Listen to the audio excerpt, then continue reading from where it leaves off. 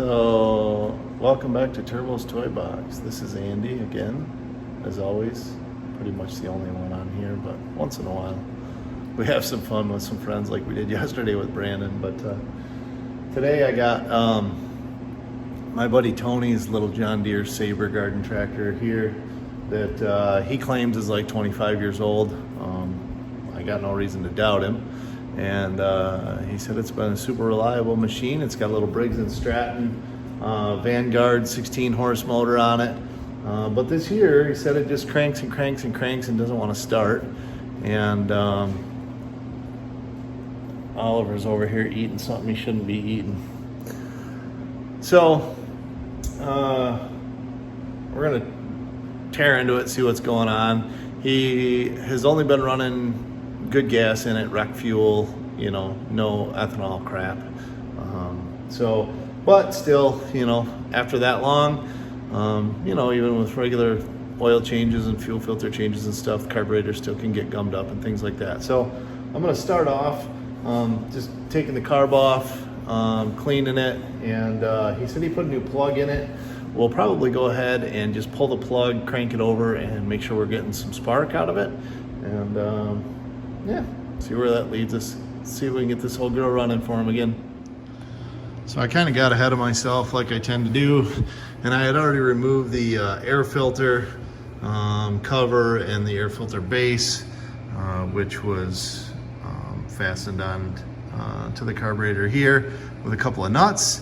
And then this bracket was swung over and it had a 5/16 screw going into the side of it. And then it had a 5/16 screw coming in from the top of that base, going into there through that little hole right there in the middle of the screen. So anyway, got that thing popped out of the way. We disconnected the fuel line and it started pouring gas out. So got that kind of propped up here out of our way so it's not going to be pouring gas on me. And then I undid one of the bolts that holds the carburetor, and I'm just about to undo the second one, and then I'm going to figure out how to finagle the linkages off of it and see if we can get something going with that. While we're in here, we're going to go ahead and change the oil on it. He hadn't done that yet this season, and yeah, see what we can make happen. All right, so far I got the carburetor the rest of the way off. I went ahead and removed the spark plug so that I could check for spark. And upon doing so, I found the spark plug was wet and smelled heavy of fuel.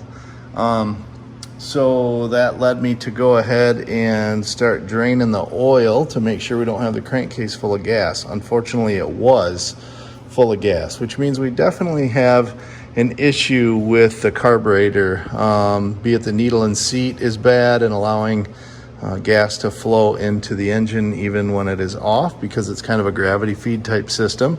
So that would be, you know, that's kind of like what prevents the gas from filling up the engine when the unit's not running. So, but anyway, I drained all of the crankcase fluid out. And because it was full of gas, and I want to make sure that we're not washing the bearings out of the bottom end, I put a quart of engine oil in the crankcase, and then cranked it over once I knew I had some oil in there.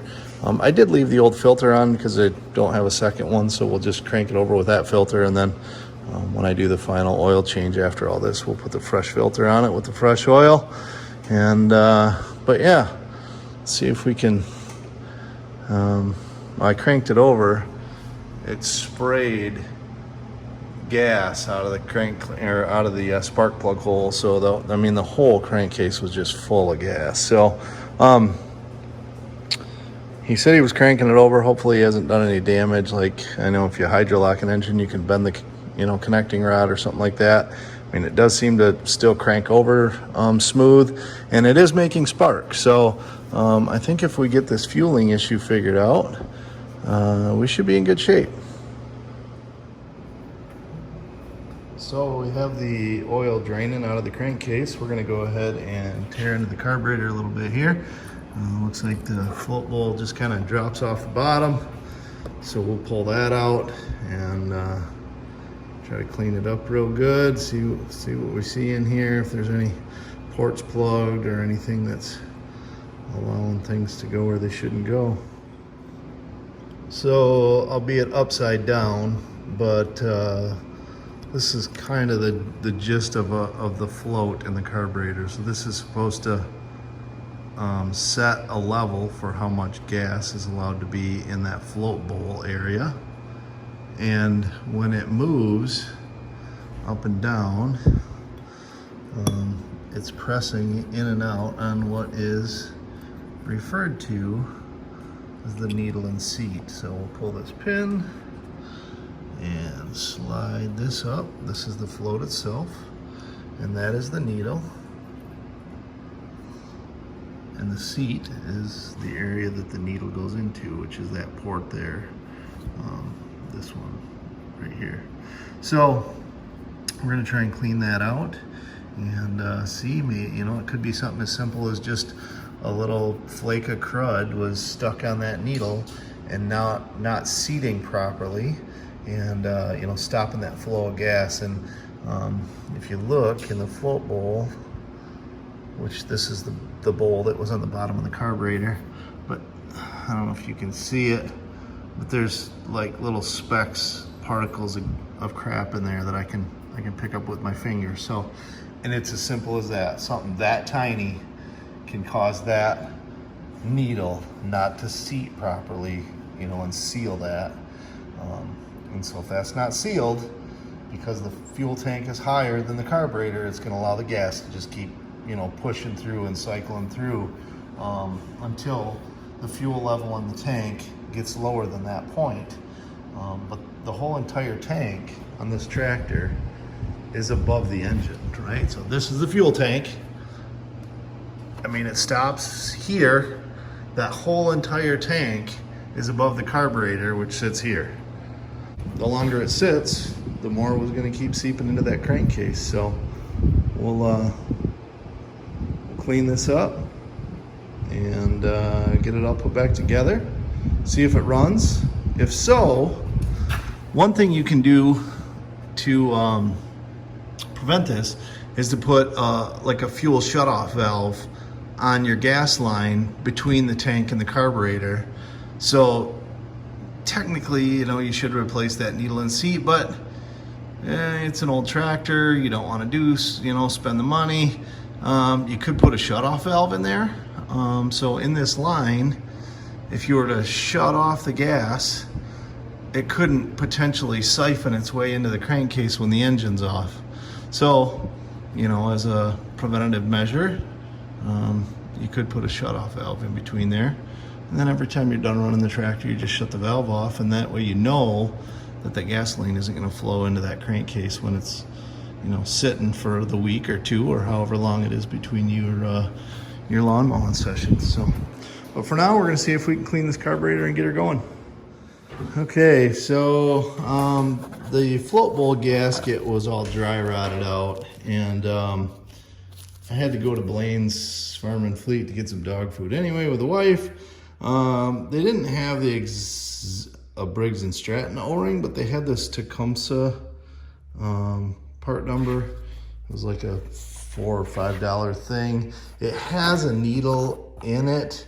However, Tecumseh is obviously not Briggs, so I'm like, I didn't use that. However, it did have the little gasket that was on the bottom float bowl piece, and it had the O-ring gasket that we needed to go between the float bowl and the carburetor.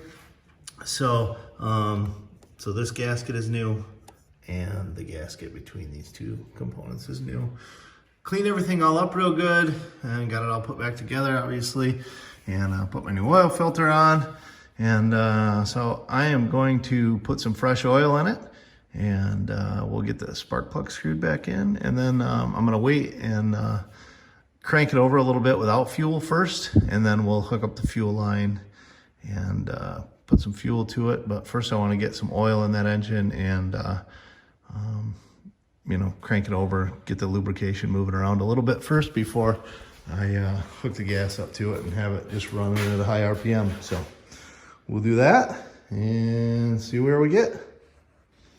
All right, so the spark plug's in. I put some oil in it and cranked it over, and we're gonna double check the oil level again. I only added 1 quart. Be honest with you, I'm not sure how much oil the thing takes. So we're gonna double check that, make sure we're full of oil. We knew we had some gas in it. And so we'll get her filled up and then we'll hook up that gas line and let's see what we got.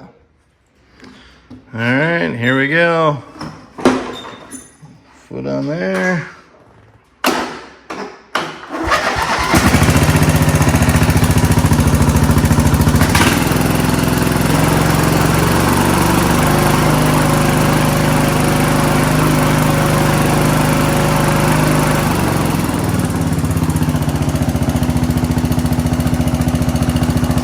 Idle.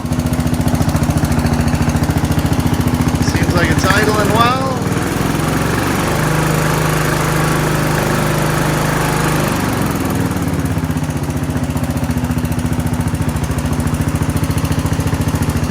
Yeah, I think it runs.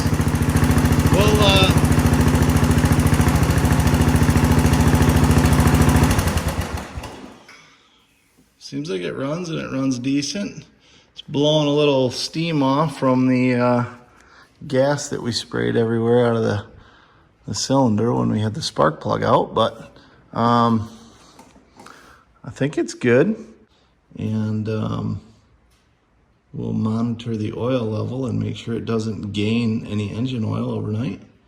And hopefully that's the case, and if so, it's good to go.